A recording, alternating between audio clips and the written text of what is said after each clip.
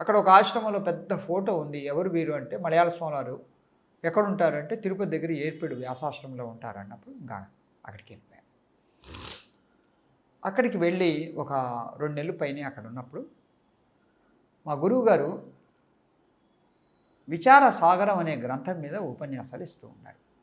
విద్యానంద స్వామి వారు. మనకేం తెలియదు, కానీ ఆ ఉపన్యాసాలు ఏదో శ్రద్ధగా విన్నాను నేను. 2-3 రోజులకే నాకేం అర్థమైందంటే, నేను ఏ అన్వేషణతో ఇంటి నుంచి బయటకు వచ్చానో దానికి సమాధానం ఇక్కడ దొరుకుతూ ఉంది ఈ జ్ఞానోపన్యాసంలో అని నాకు అనిపించి 2 నెలలు పైన అక్కడే ఉండి శ్రవణం చేసి బాగా చక్కగా ఆ విషయాన్ని గ్రహించాను. అప్పుడు ఏమనిపించింది అంటే, ఒక అవగాహనకు వచ్చేసాను నేను. నా జీవితం గురించిన అవగాహనకు వచ్చేసాను. ఎన్నో జన్మల్లో మనము పెళ్లి చేసుకొని ఉంటాము, పిల్లల్ని కని ఉంటాము, కుటుంబాలు పోషించుంటాము. ఈ జన్మలో ఈ జ్ఞానం కొరకు మనము ఈ జీవితాన్ని ఎందుకు కేటాయించకూడదు అని అనిపించింది.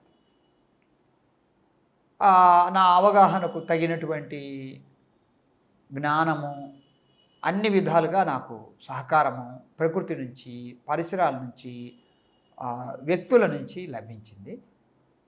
ఇప్పుడు స్వామీజీ వారి దగ్గర మంత్రోపదేశం స్వీకరించి అక్కడి నుంచి ఇంటికి వెళ్ళిపోయాను. చెప్పాను వాళ్ళతో. ఒక 2 వారాలు ఏమో ఉండి వాళ్ళకి చెప్పి ఇంకప్పుడు వ్యాసాశ్రమానికి వచ్చేసాను.